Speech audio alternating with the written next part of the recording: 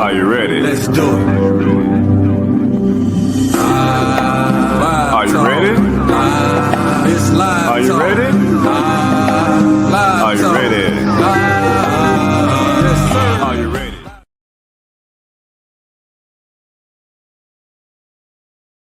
All right, welcome back to Live Talk. I am your host, Arthur Jeremiah, alongside my two co-hosts, Minister Samuel, and the spiritual ambassador, Brother Yeket Ezekiel. Now, before we go to anything, let's go to our general statement and disclaimer. General statement. Live Talk is proudly powered by TBS Goodwill, Builders of the Highway Foundation, and Men of Purpose. Together, we're bringing about awareness to the everyday challenges facing individuals, communities, and our nation. We tell our stories, listen to yours, and always respect different perspectives. Want to share your voice? Email us at livetalkoril@gmail.com to be a guest, or if you would like to contribute to our mission, purpose, go to livetalkoril.com to give a donation. Disclaimer. Information provided during this event and others to come does not constitute the official opinion of Live Talk or its affiliate entities. It is strongly recommended that viewers seek independent expert advice regarding any topics discussed, as legal requirements differ significantly across jurisdictions and are subject to frequent changes. If you have questions or concerns, you can always email us at livetalkoril@gmail.com, or you can DM us on Facebook and or Instagram at Live Talk Orlando. All right, so welcome back. We have to get that out of the way. So my brothers, how are you doing today, Minister? Hey, doing wonderful. Always great to be here on Saturday afternoon. Hey, when the sun is shining, all a part of being brought up in with it. Yes, sir, indeed. And my brother, Yeket Ezekiel. Magnificent. All is well in the land, just getting golden day by day. I say I'm living in eternal bliss, and I hope that my family is just as wonderful as we are today. And we're just going to give you just a rundown of the show today. First, we have the minister word of today. And then right after that, we'll go to a short commercial break. And then we'll come back with our main topic of today, which is redefining wealth, liberation beyond materialism. And then we'll go to another short commercial break. And then we'll come back and we're going to talk about something that's close connected to our community, something that you really want to stay tuned for. And that's Kwanzaa and the principles of Kwanzaa. And then after that, we'll close with a motivational reading a quote from the host. So with no further ado, Minister, what is the word of today? Right, we're going to follow suit, and our word of today is going to be liberation. Right. Liberation, by definition, is the action setting someone free from imprisonment.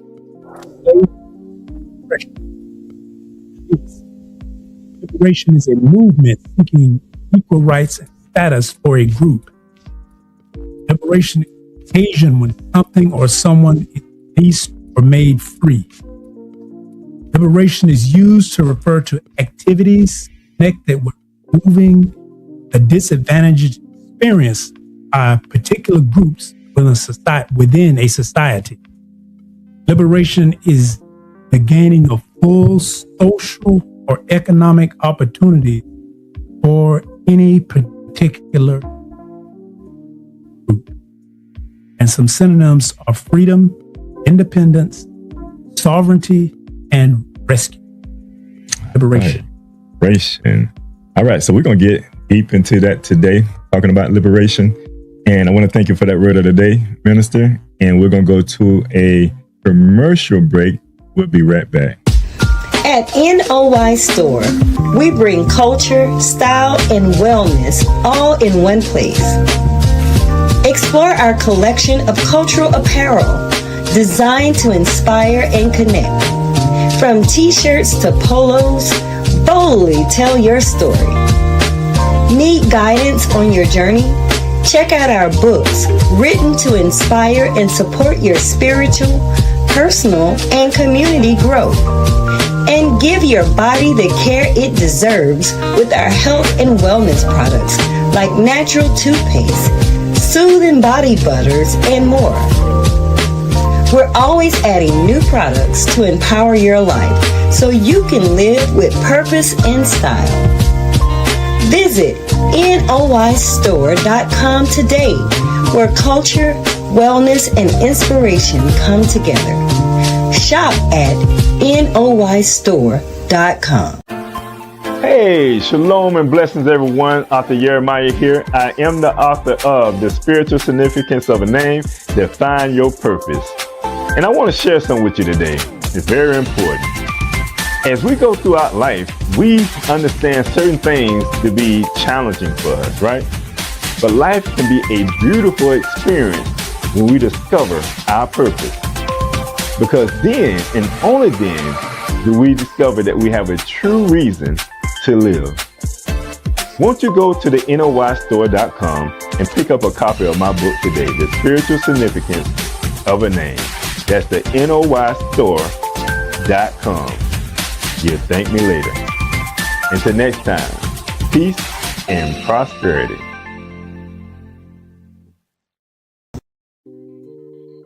All right. Welcome back. Welcome back to the show. And of course, we have a special guest joining us today, a renowned Miss Finance Pro who is very apt in the field of finance, who is going to help us break down some of this information today. So I'd like to say welcome to the show, Miss Finance Pro. Thank you. Good afternoon, gentlemen. And it's always a pleasure. It's always a pleasure when I have the opportunity to join you on this show to talk everything finance and prosperity for us. Well, we are so happy and thankful that you joined us today. You know, sometimes it is a little tough to get you. I wanted you to be in our last show. We talked about debt, dollars, and dreams. I know you couldn't join us at that time, but you're here today. We're going to change gears a little bit. We're going to be talking about freedom. Like our brother minister, he just went over liberation. So we're going to be talking about liberation when it comes to, you know, separating ourselves from the material possessions. And since you are our guest today, first and foremost, how are you doing, sister? Before I even go into that. Blessed and definitely building wealth, which is important for us, right? We want to kind of close that wealth gap. I'm just excited to be a part of today's conversation, excited to just speak on how we as a people can move forward, especially doing that collectively and just having, you know, I always like to bring back the how and the why, because I think that that's important for us to understand. How did we get into this situation? Why did we get into this situation that we're in as a people? That way, then the how becomes more clear as well. Yes, ma'am. Absolutely. All right. So since you are our guest, I want to get right into it. I give you the first question today. And that question is, hold on, make sure I got the right question for you. Okay. How does materialism impact our mental health and community value? Okay, this is a deep conversation that can almost realistically take the entire show, right? Collectively as a people, because in our communities, right, we lack. We're a community of those that lack. And it's due to being disenfranchised and disadvantaged. And somehow, and I want to say even with today's society, The media is somewhat responsible for how we think. Everything that gets pushed in front of us has to do with materialistic things. Therefore, what I wear, what people see, is a misperception of what wealth truly is. So materialism certainly affects us, because for us as a people, it also allows or causes us sometimes to want to even compare ourselves to other people or people that we see on social media, thinking, oh, because this person is wearing a lot of jewelry, because this person is eating at a very expensive restaurant, because this person has, the most expensive vehicle, they are wealthy, not realizing that's just materialistic things. And all of it represents debt. Unfortunately, though, it does affect us as a people, because then we have a misperception of what wealth really looks like and what wealth really is, because no one's really teaching and talking about wealth. We're not watching someone in their business. We're not watching someone, make major purchases. For some reason, that education is what we lack. But we see people spending money all the time, and somehow we equate that with success. Oh, that's true. That's important. I don't know if you brothers want to kind of chime in on that. Well, I'll just say a quick one. That one, Yeah. like especially because this time of the year, it's the holidays. People are giving, and our mental health, but it happens regular basis. You have those who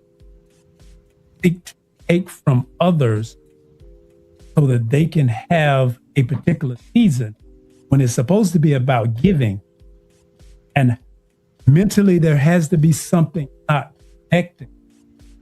When you can take or harm someone else, and then in the very next birth think that giving to someone when you just took from someone who looks just like you. Right. You get anything? Yes, you got to be able to understand that materialism that's being pushed in front of us on a daily basis doesn't mean I'm successful because I may have particular materialism. The question is, how did I get it? How did I receive it? How did I acquire this particular materialism? And is it enhancing the quality of my life? Because we purchase certain products not to make our life better, but to have a particular social status. Because when somebody see me with a particular outfit on or this particular car, and they think I've arrived. That's the mindset we're trying to eradicate. And I just wanted to go back to even something that I heard Samuel say as well, with it just being this time of year. Yes, this is probably where we see the worst of materialism and with the commercials. I remember being in business, and we were a part of this large franchise where we would allow people to borrow money during this time of the year, understanding that they were doing this to have, money to spend for the holidays. Literally, you're seeing a company take advantage of people that were already disadvantaged, because borrowing this money came at extremely high interest rates, but people did not care because they wanted the money not to save, not to invest, but to spend on things, because suddenly it's, I'm not a good spouse, I'm not a good parent if I don't have presents, or things for my children. And it's a horrible example of what we're teaching our youth, that it's okay to, go into debt. It's okay to spend money that you don't have, all in the name of love. Therefore, making, a holiday that so many say is supposed to be about Christ, nothing Christ-like, right? Because it's about greed and gluttony.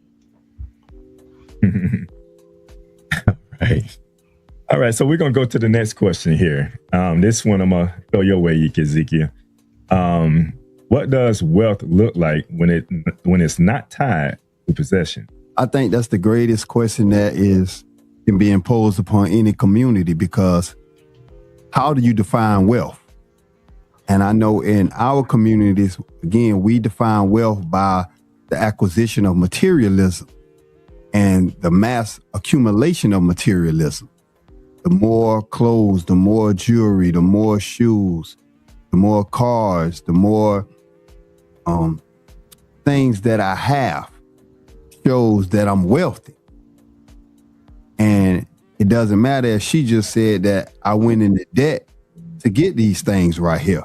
I took out loans, I borrowed money just so that I could have this particular materialism that does not appreciate over time. It actually depreciates, because as we know, I can go spend $300-400 on a particular outfit that I'm only going to wear once or twice, and as it sits in my closet, it loses value because now the new fashion thing is hitting the market. So that outfit is no longer in style. So we have to understand what true wealth is. And true wealth is not the material possessions that you may acquire. It's the mentality that allows you to acquire that right there. True wealth is the wisdom, the knowledge that you have. Because with that right there, I can have nothing. But as long as I got the wisdom, I can produce a product. I can create an idea that would generate all the money in the world. I can have material possessions and then end up losing it because I have a foolish mentality. We see athletes, we see entertainers that get millions of dollars, and then within 3 to 4 years after retiring, they dead broke. We see this every day. They're broke. So they didn't have true wealth. They had temporary wealth. True wealth is, again, you will have the wisdom to be able to take that money and make it mass produce itself forever. So you can't tie material wealth to your possession. We know we are material people. We live in a material world, so we need materialism to a degree.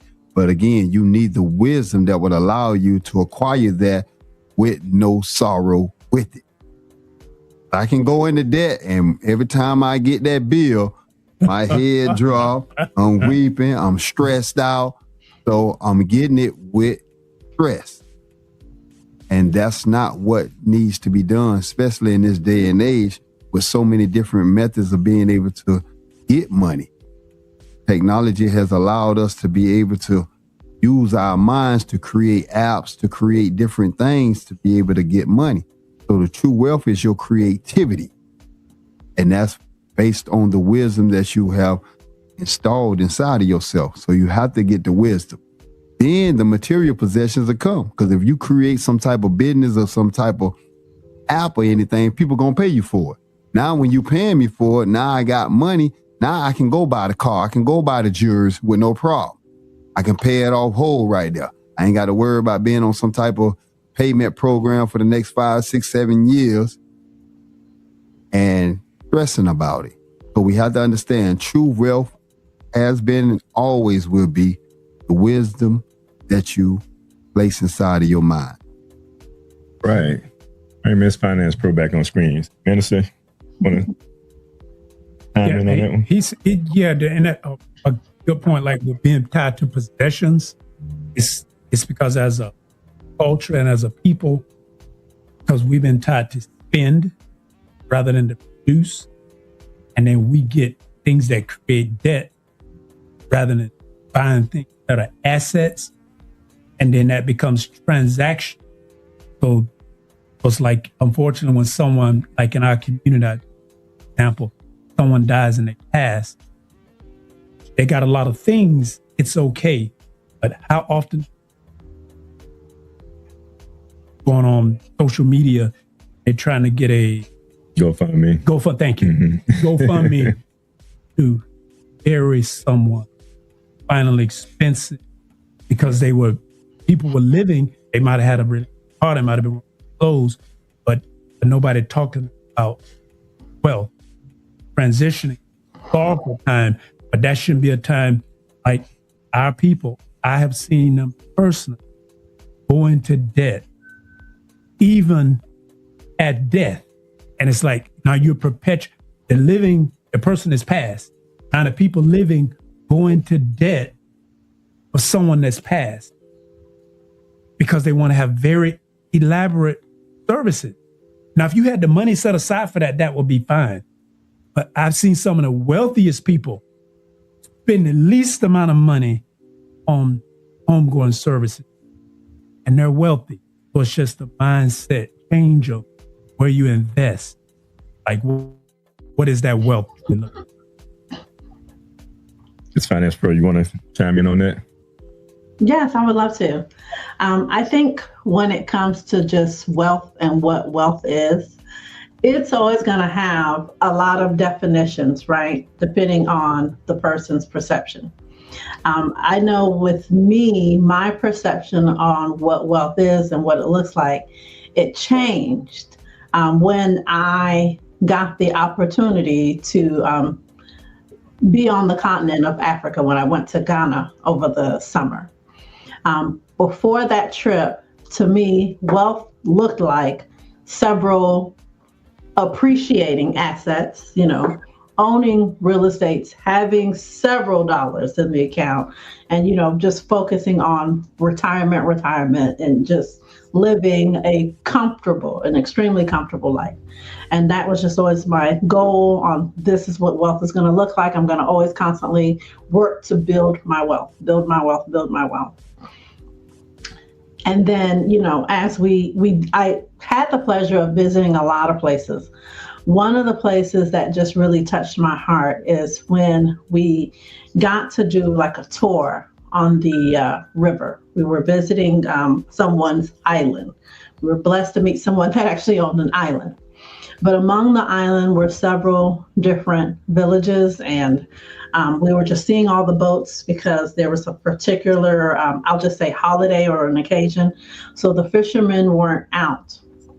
But as we passed that community, and I'll discuss a little bit more of that later, but as we were passing the community and just learning how the people within their own community, within the village, how they care for each other, how they commune with each other. And I mean, you're seeing the, women collectively together, cooking, washing, and then just the children.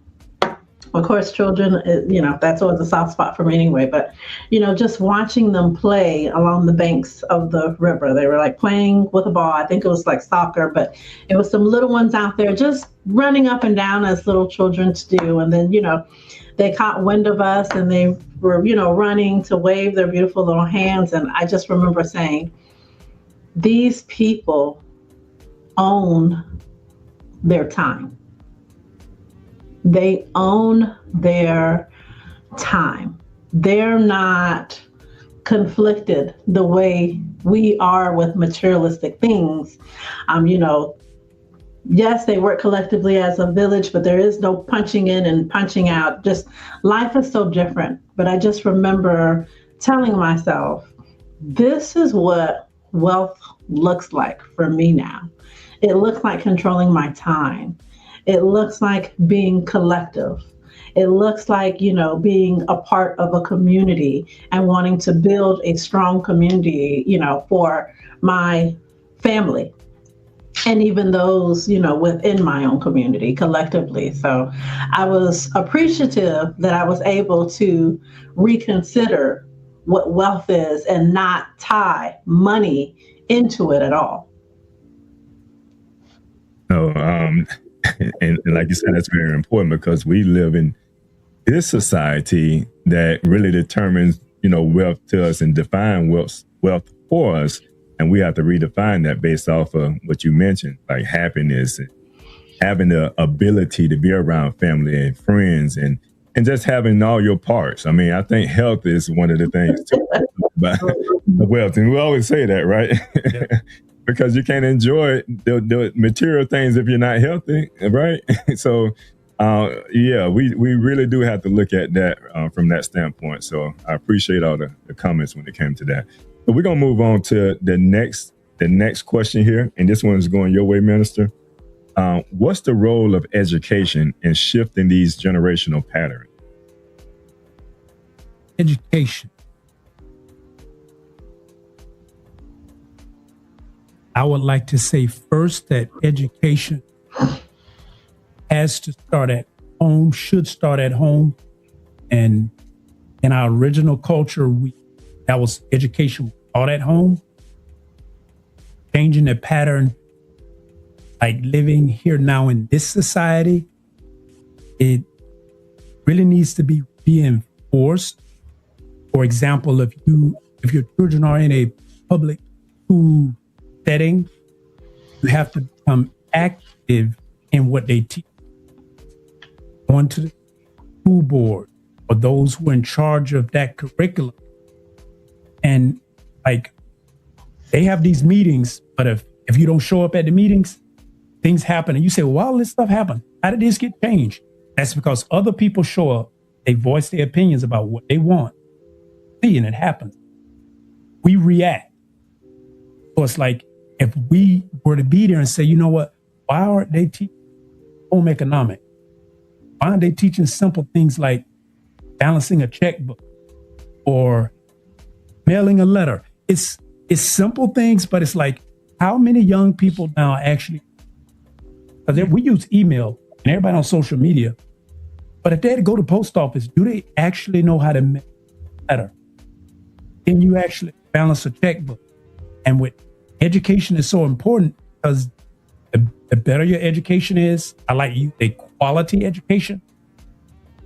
Because you can get an education, but if it's not a good education, it's not worth the paper that it's written on. But in this society, if, for example, if you don't graduate high school, your income is going. But if you graduate high school, you can make more income.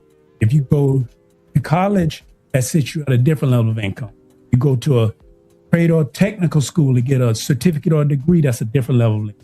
If you get a master's or a PhD, it puts you at a different level.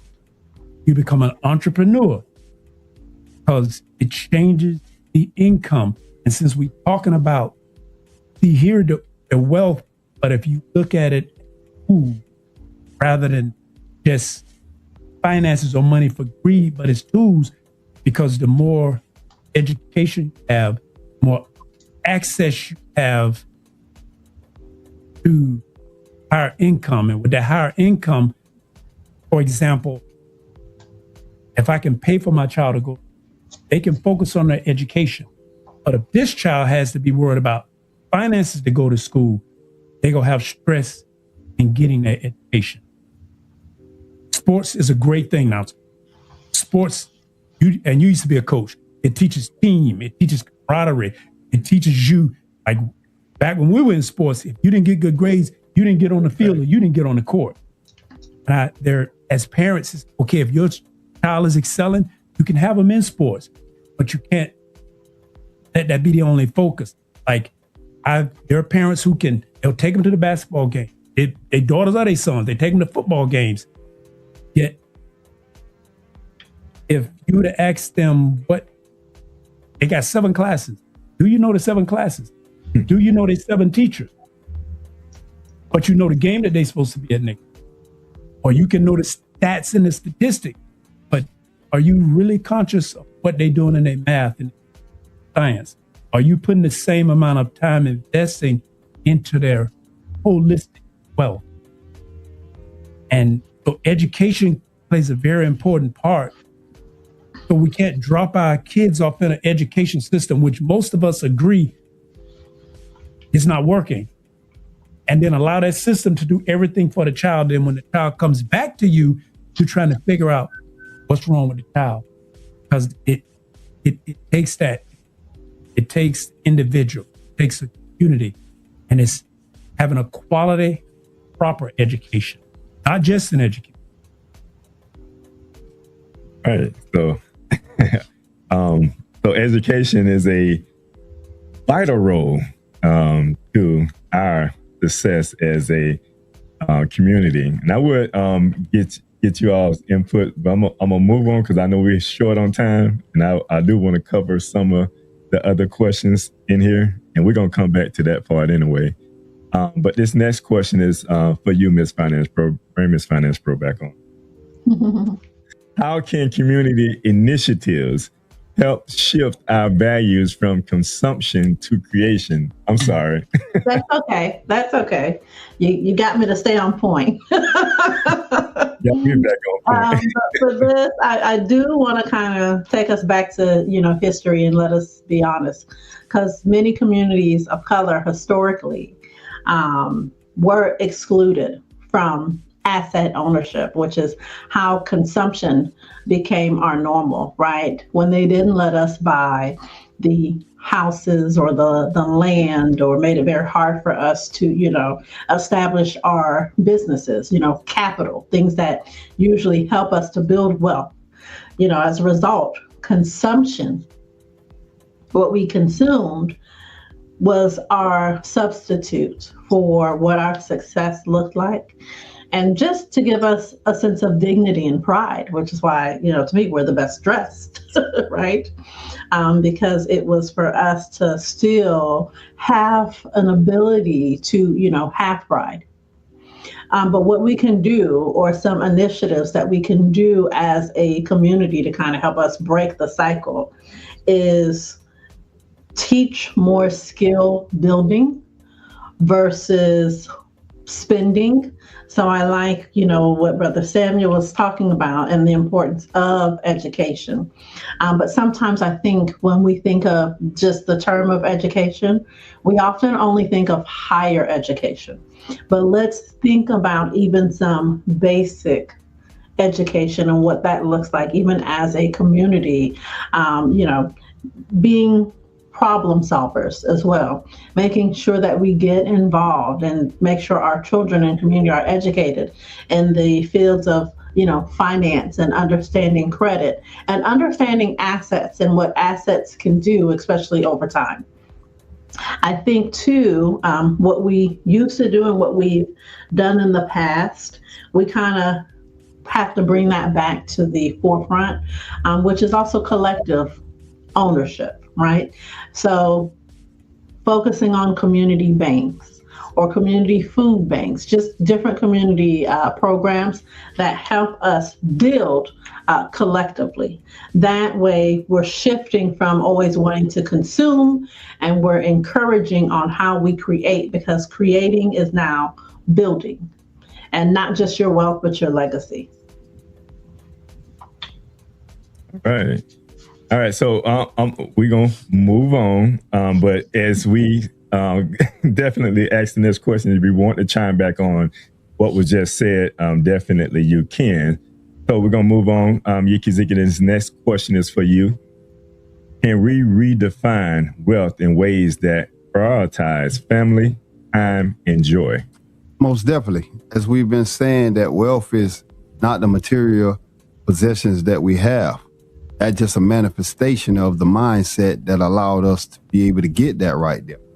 So true wealth, as he stated earlier, is family.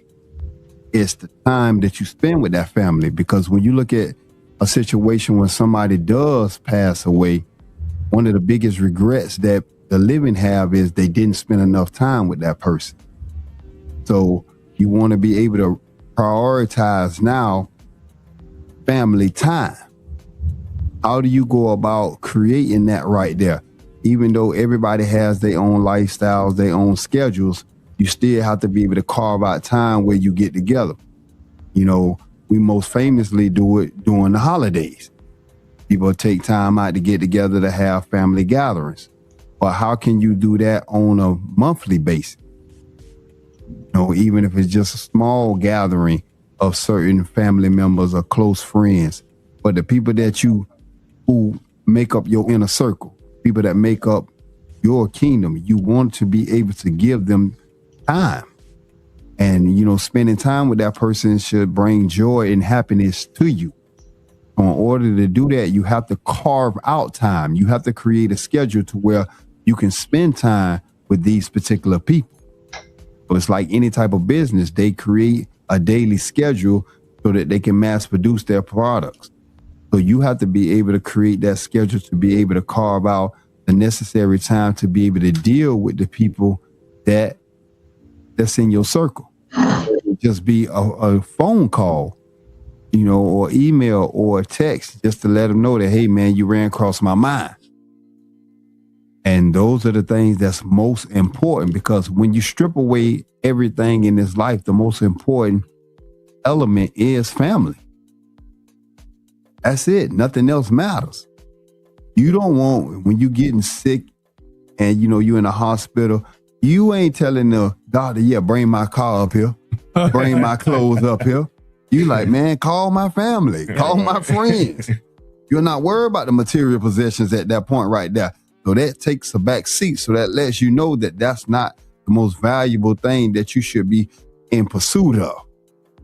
So we got to redefine true wealth as family building. Because from that, you spring everything. If we're networking as a family, then we can pool our resources and we can buy the buildings. We can buy the land. So we can get the materialism, because when we pool our resources, we have more money together than we do as individuals. So not only are we spending money together, we're spending time together. So we started getting to know each other. Now, in the case of your demise, I ain't got to be having those regrets that I didn't spend enough time with you. We was together all the time. There's no problem. Yes, sir. All right, so we're gonna move on to the next question here, and until we can get into the one that we all gonna be able to share some information on. The next one go to you, Minister.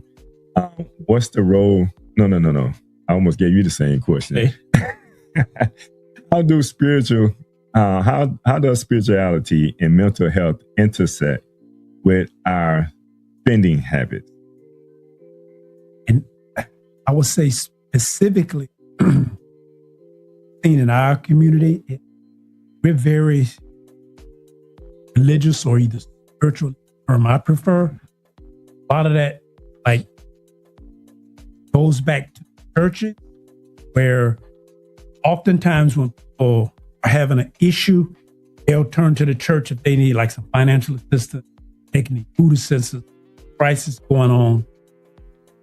They'll go to the church. That can be a good thing, but it can also on the other side be a negative thing, because you'll go there for short-term assistance, but it's not really a long-term solution. Like you're having a financial situation. Hey, the church might be able to help you out on a utility, something that's going on. That's great. That's community. But you got to look at the underlying situation of what was causing it. Because if you don't fix it, it's going to be bad. And then it can become a mental thing, like with counseling. I adjudicated with when they overeat, they have an issue, so they overeat, deal with it. And now whenever you're having a problem, you overeat. It can also be your financial and spiritual help. When you're having an issue, people go to the church and they're looking for guidance. But if you have an underlying issue that you need to address, some churches do have financial counseling. They have spiritual counseling. But if you're not getting to the root of the issue, that's where it becomes kind of using it like a pacifier rather than a fix. If I can put something on a toothache, everybody can. If you've ever had a toothache, you know what I'm talking about. You can do something to temporarily fix it, but it's going to come back and it's going to get worse. You need to go to the dentist and deal with what's going on, root cause. Because if you can eliminate that, fix it. But if you're just glazing across the surface, and a lot of that when we talk about financial and mental, we've been taught tithe, and I say that, and tithing is a great thing, but we haven't been taught other part of tithing, which is reinvesting into your own financial and mental health. Because you get complacent and then it's okay, well, church is going to take care of it. Church takes care of some things, But the personal responsibility becomes back on us as individuals. How are you taking care of your family? What are you doing to take care of your mental health? Like, prayer is a wonderful thing.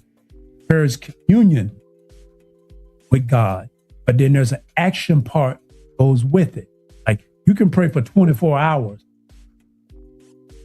but the utility company is not going to accept your prayer. It's just not. And prayer is a great thing, but you're going to need some finances to take care of that utility bill. And the church can cut you a check, take care of the utility bill. But that hasn't fixed the situation of, you got these new Jordans, yet you can't pay your utility bill. So I'm saying that's where they intersect, to where you have to, spirituality is a great thing, but you got to separate it from the actual practical application. What is it that's missing? Bible is a book to live by, but you actually have to live by those principles and not just read them in order to make it become alive, or it's actually something that benefits.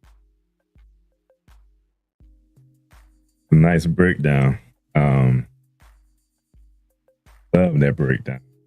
All right, so we're gonna get into the next part here, which we all get to kind of share. And as we've been sharing solutions anyway, like each one of you have shared some ways that, some steps that one could use to better their life, their situation, especially seeing wealth in another lens. So we always, like y'all have already alluded to, we always seen wealth as possession. We have never seen it in any other way. So hopefully family can see that well. But this next question here is for everyone. And I start Miss Finance Pro, bring Miss Finance Pro back on. I throw it your way first, Miss Finance Pro. Sure. But it's what practical steps can individuals take to start this change? I think what we're doing today is a great practical step. Just collectively, educating ourselves with wealth and creating a sense of discipline, right? I oftentimes, I'm a lover of music.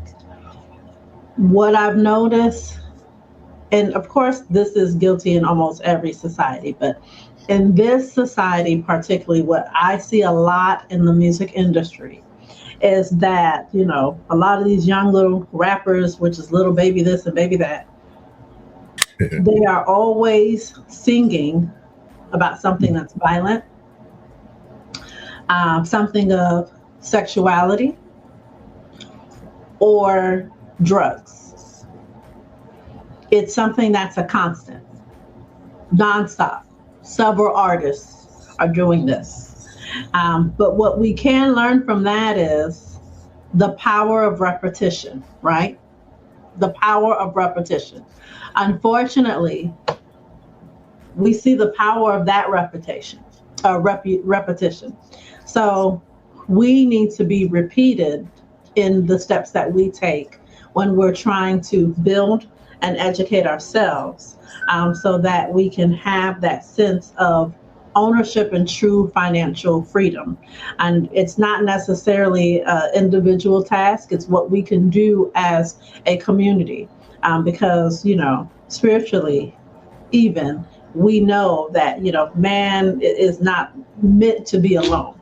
So as a community, we build. As a community, we rise. All right. And we definitely gonna be talking about a little bit of that in our next part. Bring everybody back on the screen, brother. All right. So which one of y'all want to? I'm gonna go your way, Ezekiel. Well, same question. The first steps is understanding what financial literacy means for your household, and that's looking at how do you balance the books, how do you create a budget. And then you begin to teach your children the purpose of a budget. The purpose of finances, understanding that money is a means, it's a source to be able to acquire the essential tools that you need to live. And of course, everybody wants to live in what we deem creature comforts, but you got to be able to understand how money moves, how money works. This is not what's being taught to us. We need to understand that, we live in the information age. So you can get YouTube videos on finances. You can get books on finances and begin to carve out time daily or weekly with your children and invest in their financial education. Just as you alluded to earlier, that you'll spend time taking them to and from sports practice, sports games. But the sports industry is not guaranteed to give them wealth. Your child may not be good enough to go pro, or it may sustain some type of injury that will stop it from going pro. So what does it have to fall back on? So you need that financial understanding in today's world. Most of us have no idea how the stock market works. We don't know anything about true wealth. And this is why we're on the bottom of civilization and have the badge as the biggest consumers on the planet. So it starts at home with getting financial literacy time in your house. I'm glad he talked about budgets. I'm gonna take it. Next one. One of my favorites is first wealth is your health. Capitalistic society, don't get tracked because your first wealth is your health. Not healthy physically, mentally, well as spiritually, like you're putting yourself in a deficit.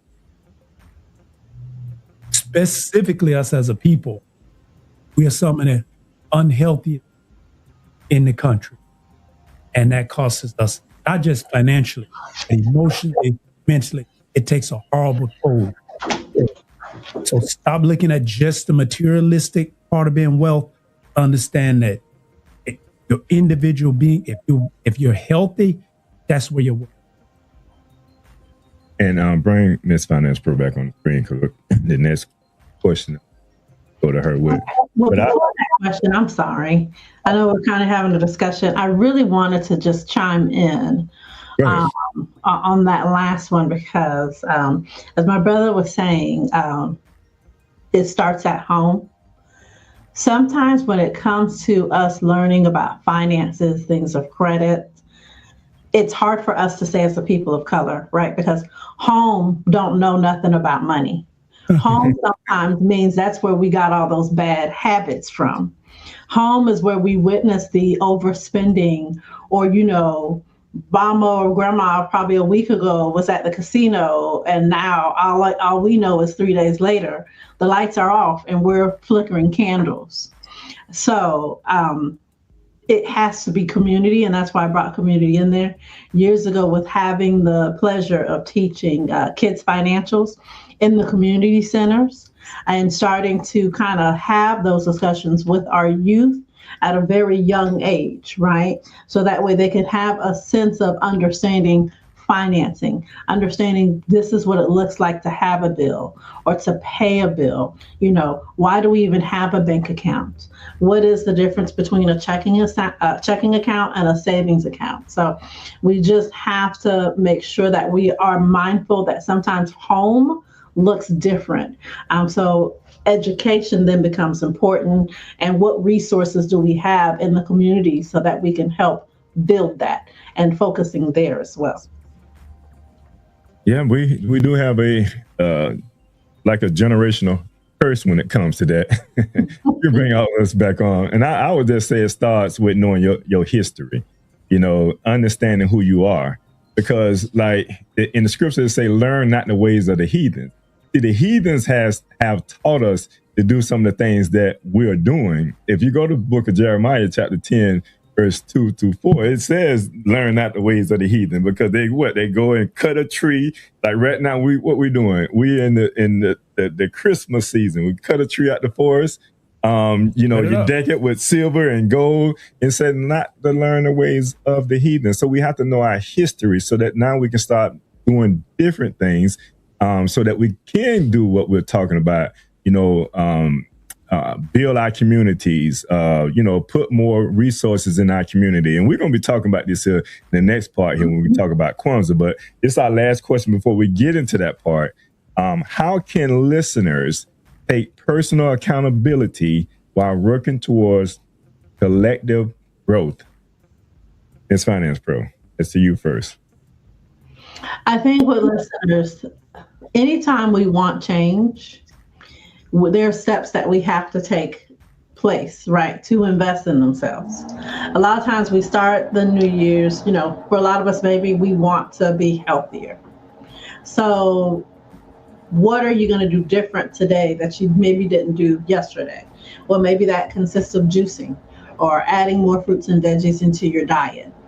So as a community, or even as an individual, what steps can you take?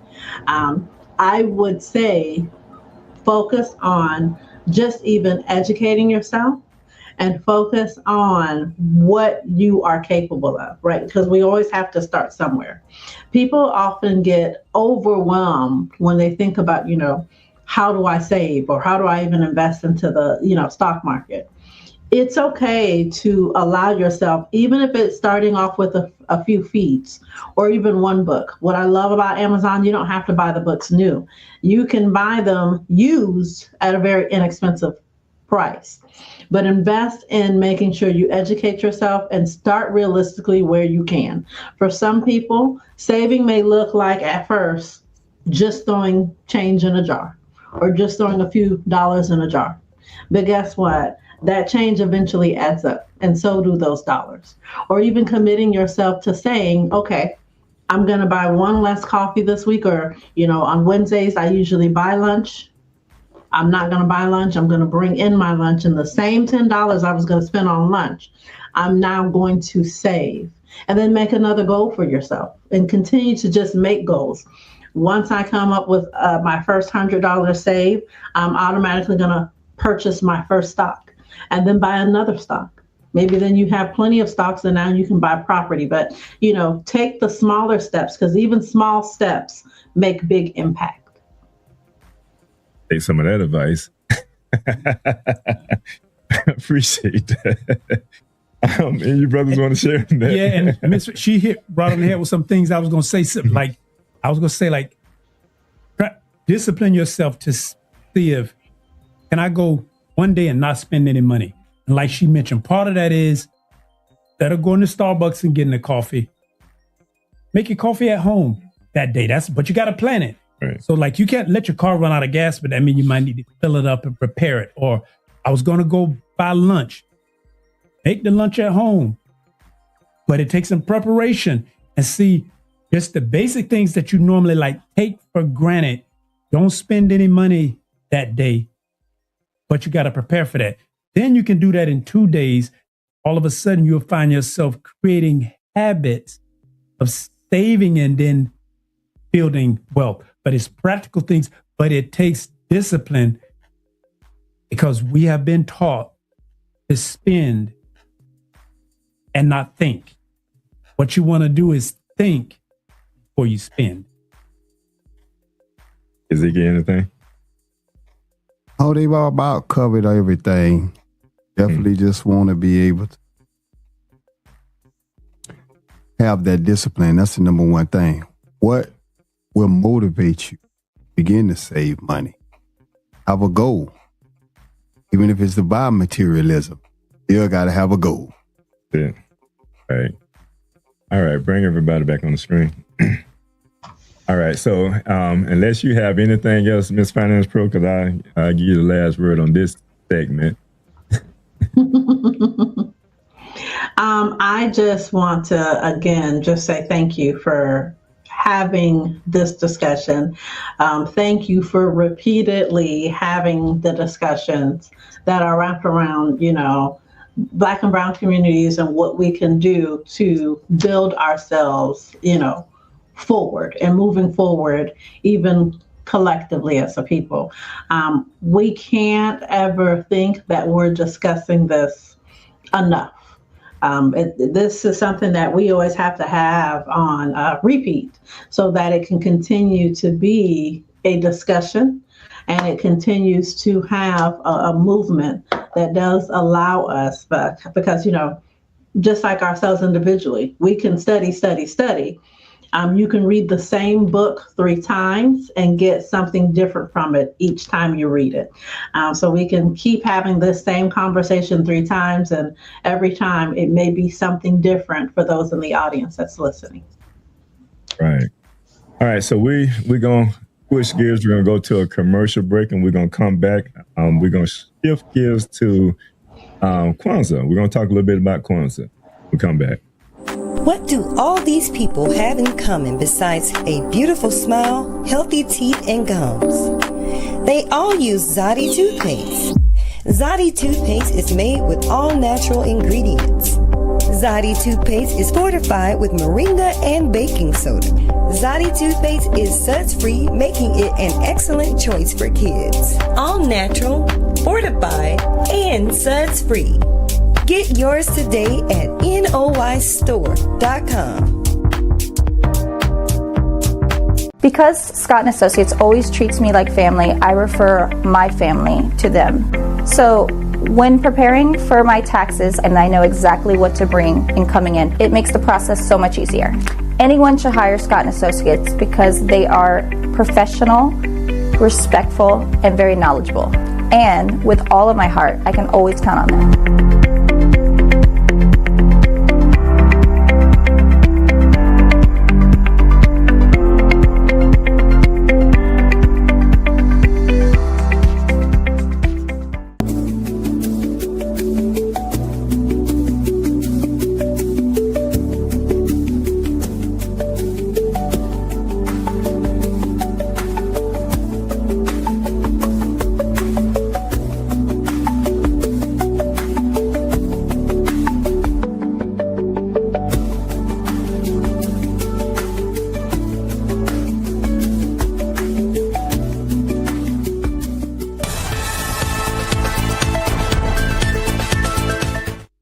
Shift gears a little bit because we've been talking about solutions when it comes to things that we can do. And one of those solutions, in my opinion, is Kwanzaa. Kwanzaa is, just in case for those of you that may not know, Kwanzaa is a week-long cultural celebration observed from December 26th to January the 1st each year, honoring African heritage, community, and values.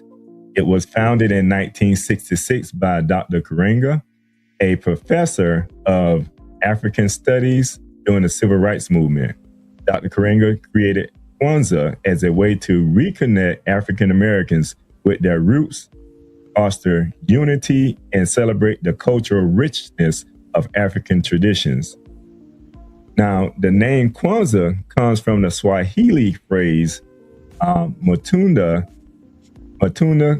ya Kwanzaa, meaning first fruits. It reflects the traditions of African culture, African harvest festivals, where communities come together to give thanks and celebrate their bounty. So today, we will not get deep into the practice of Kwanzaa because our time is short. However, Kwanzaa has 7 principles that should govern how we conduct ourselves and interact with one another. So is everybody on? Bring everybody on the screen. So do anyone want to kind of share those principles? And then what I want to do is come back and ask what principle kind of stands out to you. Or should I can go ahead and share them. Okay. All right. So Kwanzaa has 7 principles. Go ahead. Oh, I'm sorry. Ngozi Saka. I believe that's the 7 principles. That's okay. Well, thank you for that, because that's the Swahili name for the 7 principles that I am going to mention. The first one is Umoja. your muja, which is means unity. The second one is Kuchichagalia, which is self-determination. The next one here is your Jama, collective work and responsibility. And then we have Ujama, which is cooperative economics. We have Nia, which is purpose. We have Kumba, which is creativity, and Amani, which is faith. So, with that being said, I want to go around the table and just ask the question, what principle stands out to you? Start with you, Minister. I always like Jama, which is cooperative economics, because it's like Kwanzaa starts on December 26th. So it's the cooperative economics is if we can put aside all of the spending that was done in that season, Kwanzaa is something that we're supposed to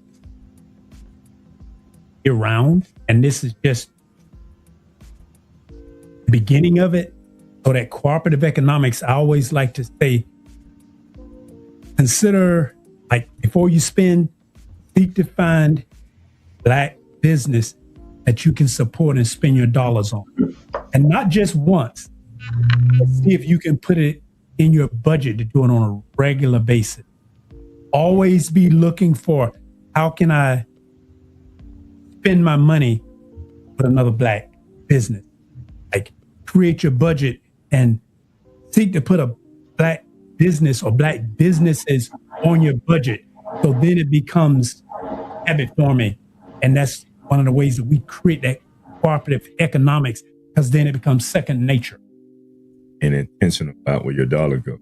Yes. All right. All right. Is it you want to highlight which one of them kind of stands out to you? It's actually two. For me, they're intertwined. It's purpose and self-determination. And a purpose is a goal that one sets for themselves to accomplish. So you have to have self-determination to be able to accomplish any goal that you set. And as we said earlier, that goal is predicated upon your self-discipline. So, when I think about the financial goals I have, the educational goals I have, the relationship goals that I have, the physical goals that I have, I know it takes a certain amount of self-discipline to get up every day and go to the gym once motivation is gone. Still got to have that determining factor of why you even started going in the first place to make you to continue to grow, even though your growth may not be linear at that time. So you have to have a purpose in life.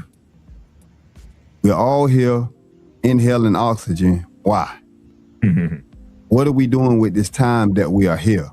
Am I here to be able to, be the manifestation of negative behavior or positive behavior? And it's, again, based on the value system that I have. Because even if I set a goal, what is the system that I have in place to be able to reach that goal? And the system always outlasts the goal. Because once I accomplish one goal, I'm going to always set another goal. But my system is always there. We live in a universe that has a solar system. So your body has numerous systems. You have a circulatory system, you have a limbic system, an endocrine system, and each one of these systems intertwine with each other and create synergism to make the organism, which is you, have the best life possible, the longest life possible. Anytime one of those systems shut down, you become what we call sick. So what is your system to be financially free? What is your system to have a great relationship? So those two principles of Kwanzaa is those that I love to embody on a daily basis. Okay. And Miss Finance Pro. Yes. I want to first say that I am so disappointed that the powers that be have not allowed, in my own opinion, Kwanzaa to be the wonderful and national, holiday it could be. Like, Kwanzaa does not truly, in my opinion, live up to its potential. And I just wish that African Americans, Black folks in particular, would take the opportunity to truly educate themselves. And, I know how people, Christmas got a chokehold on us like everybody else. But I really wish people would at least consider incorporating Kwanzaa into the holiday. And we know why, the powers that be. Kwanzaa doesn't fit into the whole consumerism. But the values that it does teach and what it does offer is just invaluable. So, of course, I love all of the principles. My favorite in particular is Kumbha.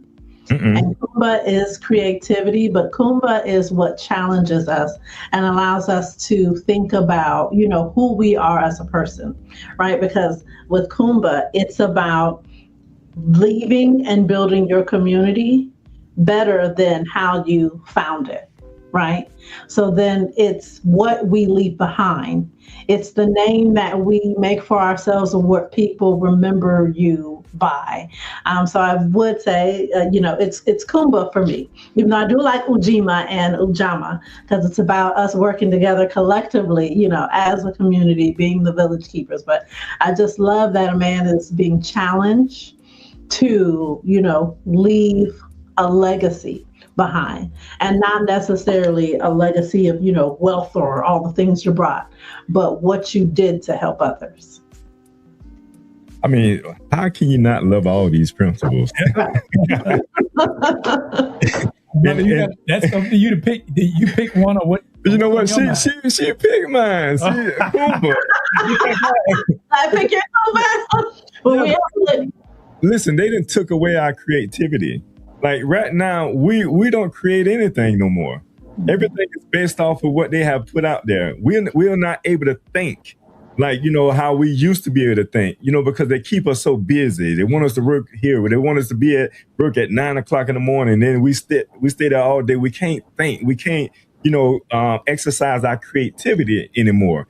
And that's what makes us who we are. That develops our purpose. We were put here to create. we were put in the image of the Most High. And as the image of the Most High, we're supposed to create. And it's just not, trying to make children, because, we talked about, yes, manhood and all of this here, because a lot of us make children, but don't understand the importance of taking care of them, being responsible behind them. But creativity is what they have taken away from us. And I think if we can get back to creativity, I think that'll change our whole condition. And the reason why they're not trying to, make this mainstream is, to your point, like the consumerism, they want to focus on that. But you teach this to our community, and they really take this in. That changes the whole trajectory of the Black community. Game changer. It's a whole game changer. So we can talk about it. I was sharing with a brother the other day about, because he never heard, like he heard of it, but, it never dawned on him, the practice, because he asked me about Christmas. And I kind of shared that. I say, the reason, in my opinion, Kwanzaa stands out because of those 7 principles. I say our community is lacking those valuable 7 principles. Like, we're talking about unity. We're talking about self-determination, collective work and responsibility, cooperative economics, purpose, creativity, faith. I mean, they ain't leaving that part out now. Faith.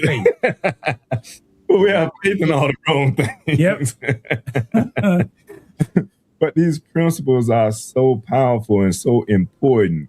And if you haven't, like, in our last show last year, we went in depth with Kwanzaa. We went over all the principles, talked about how, how traditionally it's held and how it was conducted. If you want to, you're listening in, you can go to our last year show that we did. Otherwise, I'll probably be doing a playback on it as well. But definitely look up Kwanzaa. You want to know more about it. I tell you, if you know like I know, and you value your family like I do, then this will be something that you would really put into place of some of the holidays that you currently celebrate because you know that you would know and understand the importance of this particular day. All right. With that being said, I think we're at where are we? Okay, so what we'll do at this time, if we don't have anything else on this here, somebody can share something quickly before we get ready to close out if you want to share anything. I will just say, in the spirit of Kwanzaa, I think we've said it enough, but you can't ever say it too much. I personally encourage those listening in the audience today, do your research on Kwanzaa, do your research on the Ngozi Sabas. What I like is that there's different books and things out there. You know, as a family, it is an honor that when we wanted to start, participating and having Kwanzaa, it was the mindset of, how can we do this so we can kind of distract our little ones at the time away from Christmas. It's hard to compete against Santa Claus if you don't know with them babies. It's very hard because that's how they're talking about it at them schools and things. And so to have young adult children that now look forward to Kwanzaa and to, even be told by my son, who was then 14 at the time, and said, I love Kwanzaa because we spend so much time just doing stuff as a family. And this individual particularly loves family game nights. And, so we incorporate those principles. And what I realize is that it does give us the ability to impact our lives, the lives of our children, and even our community. And that's what we want. That's it. All right. Well, we come to that time where we get ready to close out and leave anything that you want to leave with the audience based off our total show today. Go start with your Ziggy. Most definitely. Make sure that y'all invest in your financial literacy and in Kwanzaa. If not the rituals itself, extract the precepts that is based on and begin to apply and watch the transformation in your life. What's finance, bro? I mean, that was well said. That's a hard follow. I agree. All right, Minister. And with upcoming, in the words of Kwanzaa, they say, Abaragani, what's the news? Hey, the news is we need to start practicing these principles of Kwanzaa. Let's not get caught up into the commercialism. Let's put some spirituality and purpose back. All right. I love that. And I leave us with this here. When we change what we value, we change what we build. So I say from the host, peace and prosperity, and from Loud Talk, we are out. Thank you for watching Live Talk. You can follow us on Facebook, Instagram, and YouTube at Live Talk Orlando. Please subscribe to our YouTube channel. Hit on the notification button so that you can see more videos like this. You want to join the show? Email us at livetalkorl@gmail.com. You can also follow the host on Facebook and Instagram at Arthur Jeremiah.